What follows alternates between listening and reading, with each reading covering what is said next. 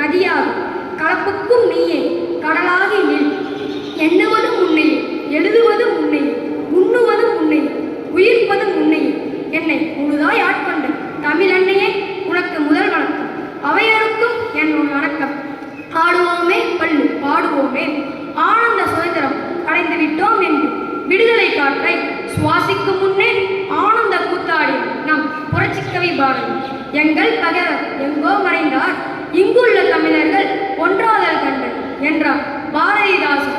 சாதி இறந்தொழிய வேறில்லை என்று முழங்கிய அவ்வை பாட்டி வாழ்ந்த மண்ணில் ஒன்றுபட்டால் உண்டு வாழ்வு என்று புரிந்து கொள்ள ஏறத்தாழ 200 ஆண்டுகள் நாம் அடிமைப்பட்டு கிடந்தோம்.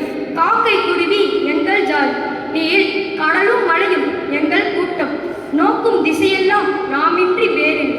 நோக்க நோக்க களியாட்டம் என்றும் ஜெயப்பேரிகை கொட்டும் வேளையில் இந்தியா என்றும் பாகிஸ்தான் என்றும் துண்டாகி போயிருந்தது நம் பெருநிலம்.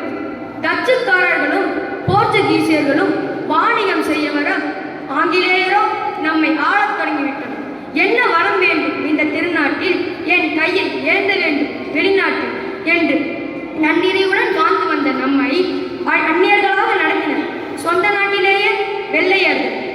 புலித்தேவர், வீரபாண்டிய கட்டபொம்மன், வீரமங்கை வேலுநாச்சியார் போன்ற தென்னகத்து மாவீரர்கள் எல்லாம் பரங்கியர்களை பந்தாடினர். பாமர மக்களோ அறியாமையினால் நாட்டை இழந்தனர். கங்கையும் காவிரியும் விரித்து வைத்து பசுமை பந்தியில் வெள்ளை உழாய்கள் பசியாய் இதில் வெட்கமின்றி கப்பலில் வேறு அள்ளிச் சென்றனர். உலகமெங்கும் மக்கள் ஆட்சிக்கான குரல் ஓங்கி ஒலித்துக் கொண்டிருந்த நேரம் நம் பாரத நாட்டிலும் புரட்சி வீரர்கள் தோன்றினார்கள். ஜாலியான் வாலாபாக் என்னும் இடத்தில் மக்களை மலையென சுட்டு குவித்தான் ஜெனரல் டயர். காங்கிரஸ் பேரியக்கத்தில் மிதவாதிகள் எல்லாம் கோபாலகிருஷ்ண கோகலே தலைமையிலும், தீவிரவாதிகள் எல்லாம் பால கங்காதர திலகர் தலைமையிலும் அணிவகுத்தனர்.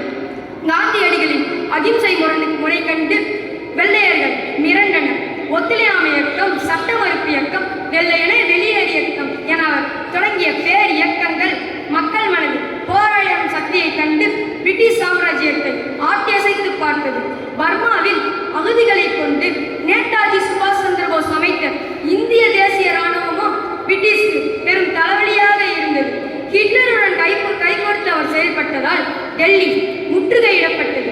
எனினும் வெள்ளையர் அரசு சுதாரித்துக் கொண்டு அவர்களை விரட்டி அடித்து சங்கு கொண்டே வெட்டி ஊதுவோமே, இதை தரணிக்கெல்லாம் எடுத்து ஓதுவோமே என்ற சங்கநாதம் பிறந்தது. செய் அல்லது செத்து மடி என்ற முழக்கம் விண்ணை பிளந்தது. வீரவாஞ்சிநாதன், செக்கிலத்து செம்மல் வ.உ.சி., பகத்சிங் போன்றோர் தியாகம் வீண் போகவில்லை. 1947ஆம் ஆண்டு ஆகஸ்ட் 15ஆம் நாள் நள்ளிரவில் பெற்றோம் விடுதலை. தண்ணீர் விட்ட வளர்த்தோம் சுதந்திர பயிரை, கண்ணீரால் காத்தோம் கருத திருவளமோ என்றார் மகாகவி. விடுதலை பெற்று 79 ஆண்டுகள் நிறைவடைந்து விட்டது. இன்னும் சாதி, மதம், வேதம், சாக்கடைகள் சுதந்திர பூக்காட்டு வாசத்தை தனக்குள் புதைக்க ஓடிக்கொண்டுதான் இருக்கின்றன.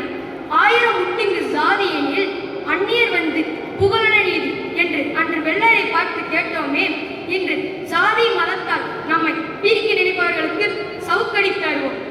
30 கோடி முகமுடையார் உயிர் நம் பாரதத்தால் என்று 140 கோடி முகமுடையார். பாரத பூமி வளம் பெறும் பூமி, நீர் அதன் புதல்வர். இந்நினைவகற்றால் சென்றடைவீர் எட்டுத்திற்கும் கலை செல்வங்கள் யாவும் உணர்ந்து சேர்த்து பெற்ற சுதந்திரத்தை பேணி காப்போம். பிறந்த தாயும் பிறந்த கொண்டாடும்.